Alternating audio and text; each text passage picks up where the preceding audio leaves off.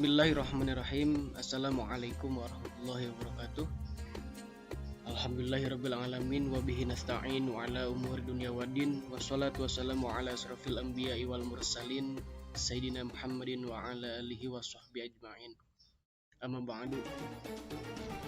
Thalabul ilmi faridatun ala kulli muslimin wal muslimat minal mahdi ilal lahdi. Al-ayah al-hadis. Terima kasih. Ucapan pertama saya ucapkan untuk kelas 10 IPS dan juga 10 yang lainnya.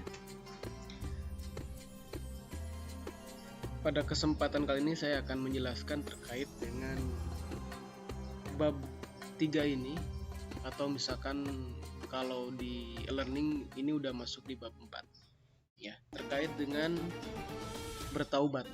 Ya, saya akan jelaskan terkait dengan taubat, bagaimana pengertiannya, kedudukannya, dan hal-hal yang lain yang akan dibahas yang berkaitan dengan bertaubat. Sebelumnya silakan untuk kalian untuk absen di e-learning, karena untuk menunjukkan kalian hadir pada kesempatan kali ini. Kemudian kehadiran kedua adalah kalian harus mengisi kehadiran di kolom komentar YouTube ini.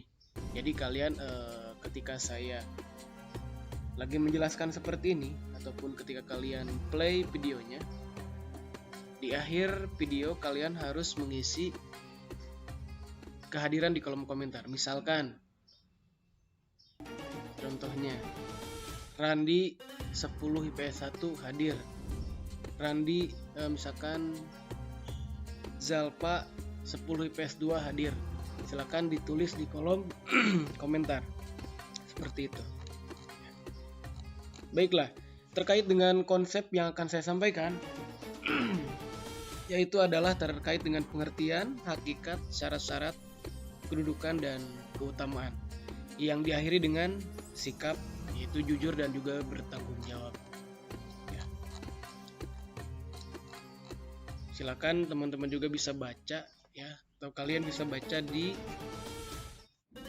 buku yang sudah dikirimkan atau kirim di e-learning ya. Oke, kita masuk kepada pengertian. Secara bahasa, taubat berasal dari bahasa Arab tawwaba yang bermakna kembali. Jadi yang sesuatu hal yang kembali disebut dengan tawwaba. Dia bertaubat artinya dia kembali dari dosanya, berpaling dan menarik diri dari dosa. Jadi disebut dengan bertaubat karena dia pernah melakukan sesuatu hal yang disebut dengan dosa, baik dosanya kecil maupun besar, baik shogir maupun kabir, seperti itu. Taubat adalah kembali kepada Allah Subhanahu wa Ta'ala dengan melepaskan hati dari belenggu yang membuatnya terus-menerus melakukan dosa, lalu melaksanakan semua hak Allah secara syar'i. Taubat adalah meninggalkan dosa karena takut pada Allah, menganggapnya buruk, menyesali perbuatan maksiatnya, bertekad kuat untuk tidak mengulangi dan memperbaiki apa yang mungkin bisa diperbaiki kembali.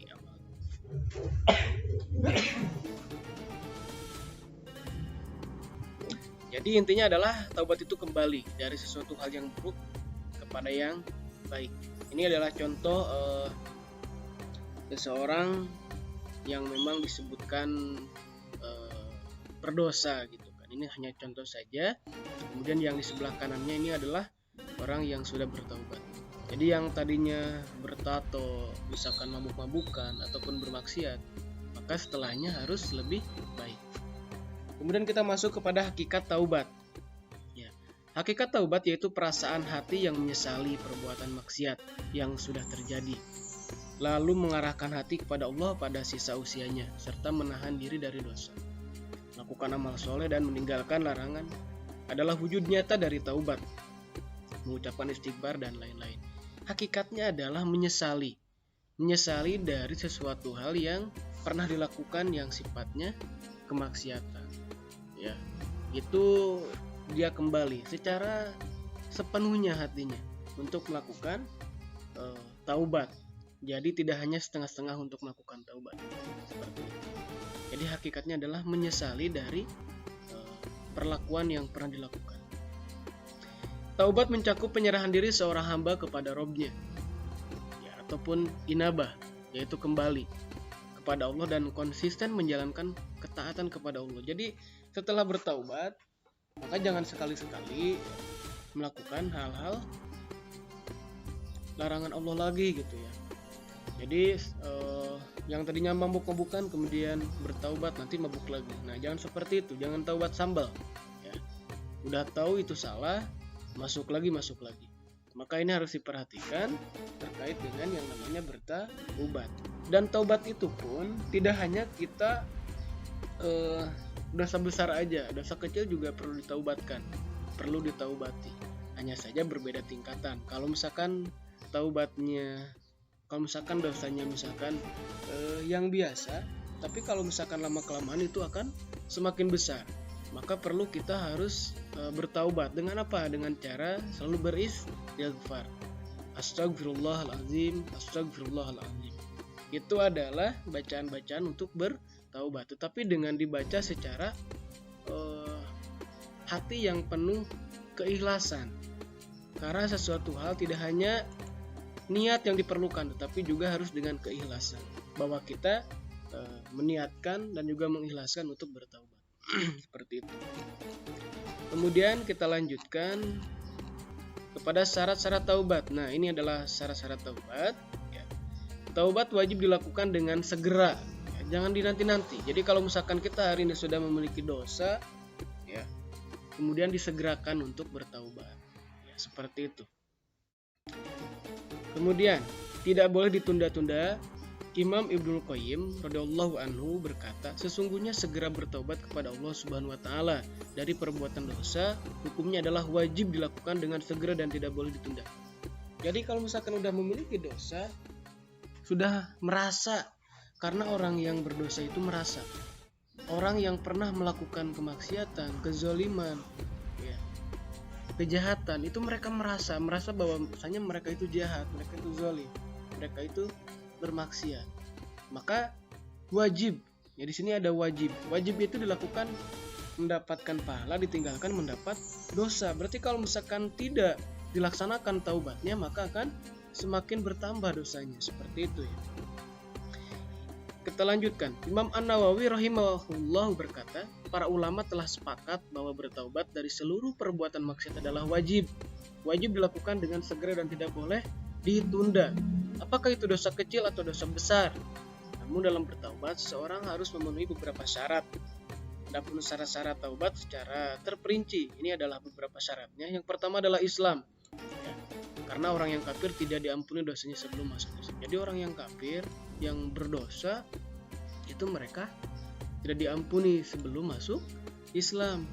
Kalau misalkan orang Islam, ketika berdosa, itu harus wajib untuk bertaubat ya. Ini hanya untuk orang Islam ya. Kemudian menyesali dosanya, jadi harus menyesali ya. Menyesali itu adalah tidak akan kembali lagi kepada tempat berdosanya, seperti itu. Jadi ketika sudah kembali ya sudah gitu kan, hijrah ataupun melaksanakan kebaikan-kebaikan, beramal saleh gitu kan, kemudian melakukan perbuatan-perbuatan yang baik seperti itu. Menyadari kesalahan, mengakui dosanya ya. Jadi dia merasa gitu kan, merasa, kemudian hatinya bergetar, sedih, haru, serasa berat kalau misalkan dia berdosa, serasa bersalah meskipun tidak ada orang yang mengetahui sebenarnya ya.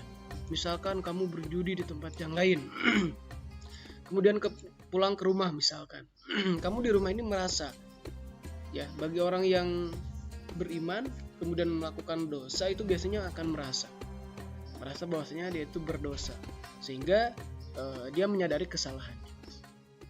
Jadi harus ikhlas melaksanakannya.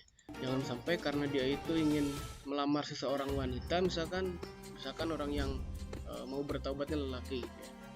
karena dia mau melamar seorang wanita, kemudian dia bertaubat secara terang-terangan gitu ya, itu tidak diperbolehkan karena bukan syaratnya, tidak termasuk dengan syaratnya kalau misalkan tidak ikhlas.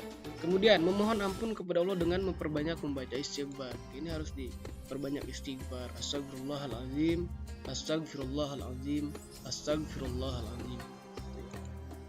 Jadi sering membaca istighfar. Kemudian berjanji tidak akan mengulangi lagi. Ya, ini sangat penting. Makanya ditempatkan di akhir karena jangan sampai ketika kita sudah bertaubat itu mengulangi lagi hal yang sebaliknya ataupun yang dilakukan di awal, melakukan kezaliman, membunuh misalkan, kejahatan dan yang lain sebagainya. Jadi jangan pernah kembali lagi ataupun jangan pernah mengulangi lagi kesalahan. Rasulullah SAW bersabda, al-mustaghfiru bil lisani al-musirru ala dunubi kal mustahzi birabbi. Orang yang mohon ampun dengan lisan sedangkan ia terus-menerus melakukan perbuatan dosa, hal itu bagaikan yang memperolok-olok Tuhannya. Jadi kalau misalkan kita penjelasannya, dia ini selalu memohon ampun dengan lisannya, misalkan selalu beristighfar misalkan ya, ini selalu beristighfar dengan lisannya, namun dia ini selalu terus-menerus melakukan dosa. Ya, ini melakukan dosa terus.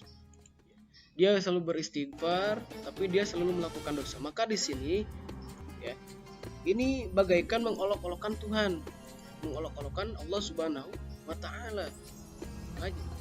Kita harus tidak seperti ini. Jangan pernah kalau misalkan sudah melakukan taubat, maka janganlah kembali untuk melakukan dosa.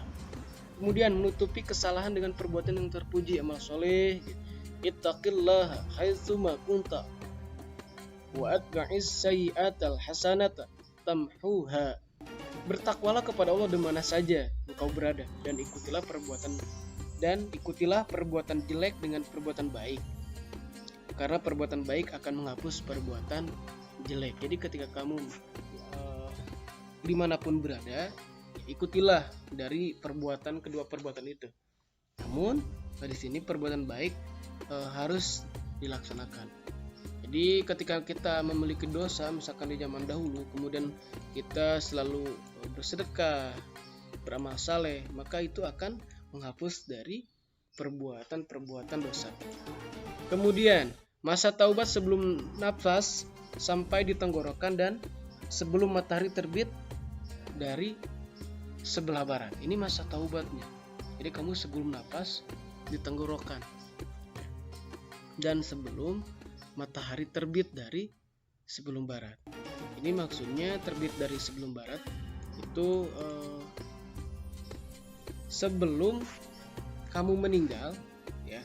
Sebelum kamu meninggal sampai terbit dari barat, ini artinya kiamat. Ya, jadi sebelum kiamat itu masih diterima taubatnya. Tapi kalau misalkan sudah hari kiamat, maka tidak akan diterima taubatnya. Makanya kita harus menyegerakan, karena umur tidak ada yang tahu. Gitu kan. Bisa saja kita meninggal hari ini ataupun besok dan lusa. Makanya kita harus segera bertaubat. Kemudian memperbanyak istighfar sebagaimana Rasulullah tiap hari bertaubat dengan membaca istighfar 1 kali dan rajin bertaubat. Ini juga selalu dilaksanakan oleh Rasulullah. Kemudian jika perbuatan dosanya itu ada hubungannya dengan orang lain, maka di samping syarat tersebut di atas ditambah satu syarat lagi, yaitu harus ada pernyataan bebas dari hak kawan yang dirugikan. Jika berupa harta maka dikembalikan hartanya. Jika berupa tuduhan, ghibah, fitnah, mencaci dan lain-lain, maka harus mohon maaf. Ini ketika melakukan perbuatan, ketika melakukan dosa, kemudian mau bertaubat, kemudian ini masih ada hubungan dosa dengan manusia, ya, itu harus ditambah lagi, itu harus meminta maaf dulu kepada orang yang dicaci, yang digibahi, yang difitnah sebelum bertaubat. Seperti itu. Jadi ketika udah dimaafkan maka baru bertaubat. Adapun Syekh Abdul Qadir Al-Jilani mengatakan syarat taubat intinya ada 3, yaitu menyesali, meninggalkan kesalahan, dan berjanji tidak akan mengulangi lagi. Ini 3 ini yang pokok menurut dari Syekh Abdul Qadir Al-Jailani. Makanya harus diperhatikan lagi. Terakhir, kedudukan taubat menurut Ibnu Qayyim, kedudukan taubat adalah kedudukan yang pertama, pertengahan, dan terakhir. Hamba yang meniti jalan menuju Robnya tidak akan menjauhi jalan tersebut dan selalu menetapinya sampai mati. Jadi taubat adalah langkah awal dan langkah akhir seorang hamba. Kebutuhan dirinya terhadap taubat di akhir perjalanan sangatlah diperlukan, sebagaimana halnya kebutuhannya di awal perjalanan juga sangat besar. Jadi taubat itu di awal, di tengah, di akhir. Jadi kalau misalkan kita sedikit melakukan kesalahan, langsung bertaubat. Ya, di awal, di tengah, di akhir. Ya, supaya kalau misalkan selalu bertaubat, maka akan selalu bersih hatinya, selalu tidak memiliki dosa, seperti itu. Ya, terima kasih untuk hari ini. Mudah-mudahan bermanfaat dan silakan untuk merangkum dari materi yang saya sampaikan. Kemudian sekali lagi silakan absen di kolom komentar. Contohnya seperti tadi, misalkan Zalpa kelas 10 IPS 2 hadir. Contohnya seperti itu. Ya. Terima kasih, mudah-mudahan bermanfaat dan ini akan kita pelajari lagi nanti kalau misalkan tatap muka. Seperti itu. Terima kasih dan wassalamualaikum warahmatullahi wabarakatuh.